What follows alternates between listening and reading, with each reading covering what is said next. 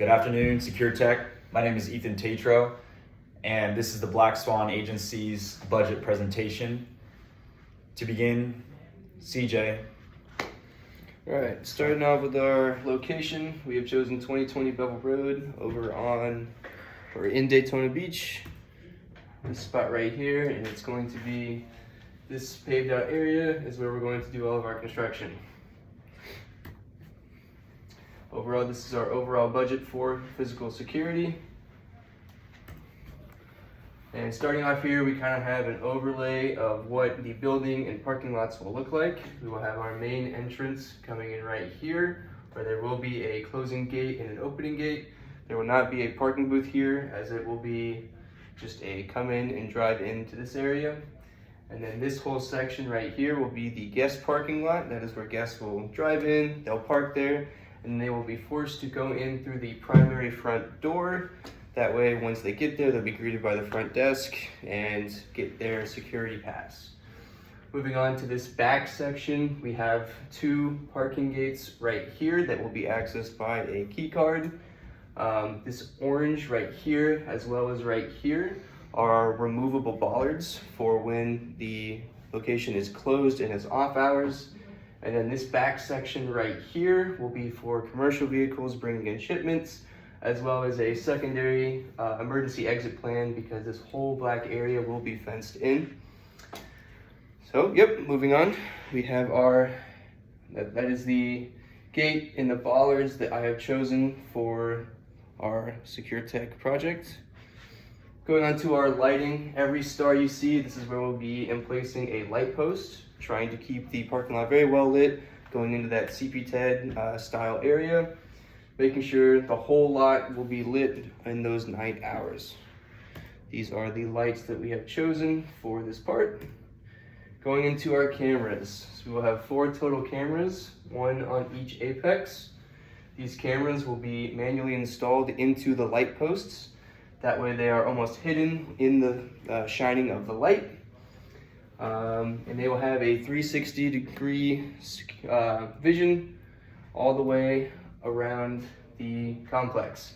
So obviously all of them will have pan, tilt, zoom capabilities, but when they're not being moved, these will be their fixed positions, ensuring there's 360 security all the way around the complex.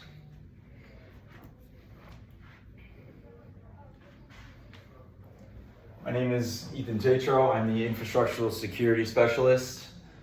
Here we have 27 CCTV cameras located around the interior of the facility. We also have a matrix switcher, and you'll see in the next slides the pictures of what we'll be using, the kinds of products we'll be using to fill these.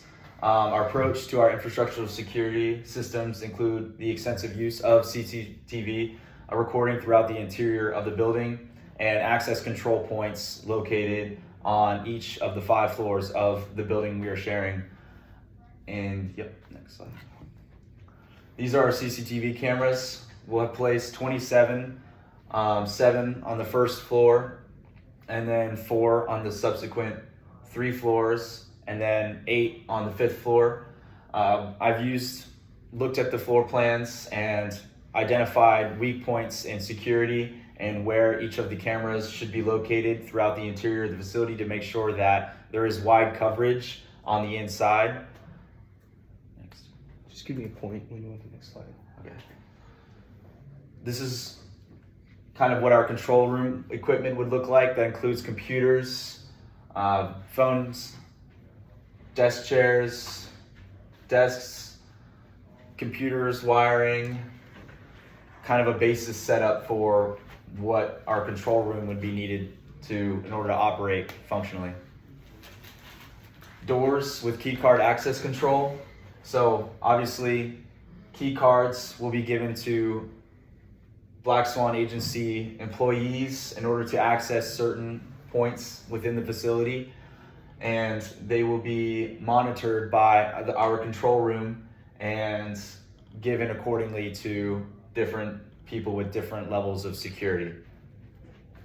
The parking gate This is sort of what it would look like with a control booth for entry, like CJ had stated previously.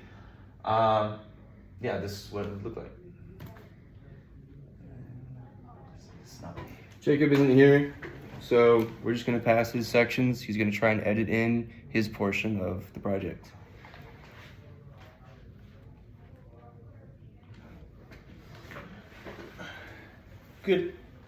Good afternoon, Securitech. My name is Daniel Lear. I'm going to be going through the emergency preparedness budget and equipment.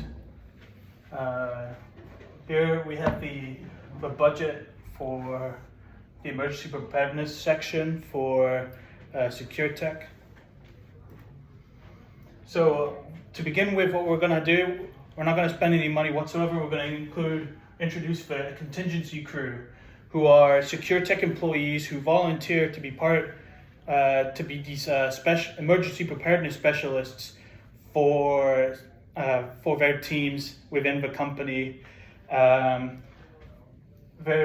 purpose is to disseminate emergency preparedness, emergency procedures within their teams throughout Securitech in order to better prepare for emergency situations such as flooding, unauthorized intrusions, and so forth. And then also implementing contingency crews would not only be a free way to spread awareness about emergency preparedness, but it also provide opportunities for leadership, which would help the overall culture within the company. So right here we have the emergency sustenance provided here in case of emergency situations. So here we've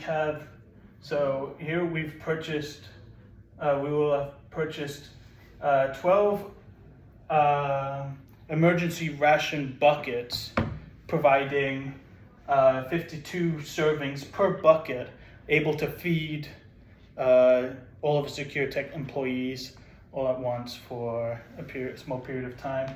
And we also included the water to go with that to be able to sustain all of the employees for a certain amount of time. And then of course we've also included AEDs that are up to the industry standard, and first aid kits, 2 for each floor, which are both industry standard first aid wise, as referred to by the American Red Cross. And then here we have some more hardware here. We're going to implement the Generac MD300 generator, which is a 300 kilowatt diesel generator, able to provide backup power to the whole facility in case the primary power source goes down. And then we also have some radios and some flashlights to be able to communicate with people within Securitech and to emergency responders. And we have the flashlights in there so that we can still maintain adequate lighting in those situations. And then, but most importantly, a key part of having our location over here means that we have very, very easy access to emergency services as provided by this map here. We have this yellow triangle here that is Securitech. The red triangles are fire stations.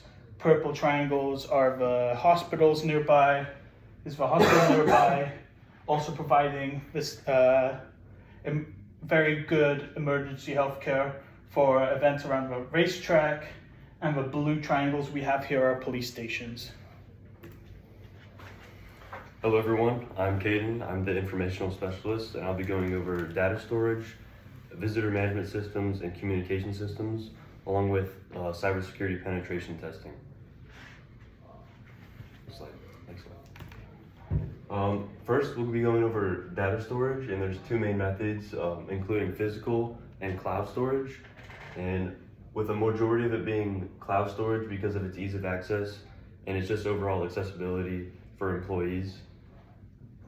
It is a majority of it because you can also you can access it from anywhere, which is good for our employees, but we can also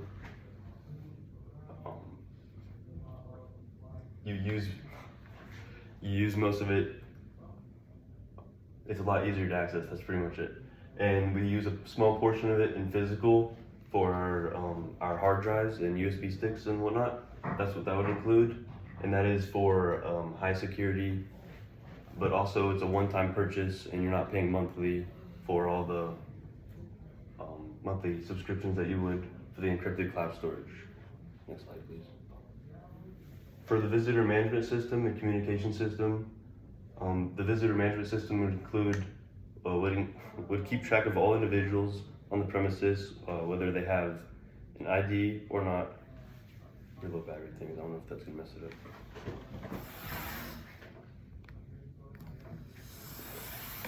It would keep track of everyone, and if they work on the premises, they'll be using their ID badge to check in and check out. And if they're a temporary visitor, they will be assigned a temporary pass so that security knows that they are authorized to that area. The communication system establishes coordination among the facility and the faculty, and this is to make sure that everyone is on the same page and everyone knows what's going on in the area, and the whole building is on the same track. This also aids in emergency response times.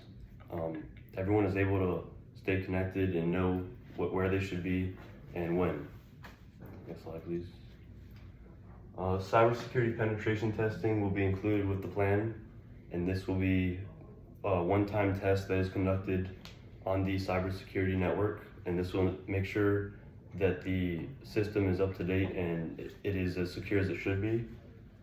And it would include network testing, cloud security testing, incident response time, internal testing, and social networking, or social engineering, social engineering will include trying to obtain passwords from faculty members and make sure the training that we provide actually is holding up for the cyber security penetration test. Done. And then we'd probably ask for questions. Questions? No questions. Thank you. Thank you for listening in to our sales pitch. Hopefully you guys choose Black Swan Agency.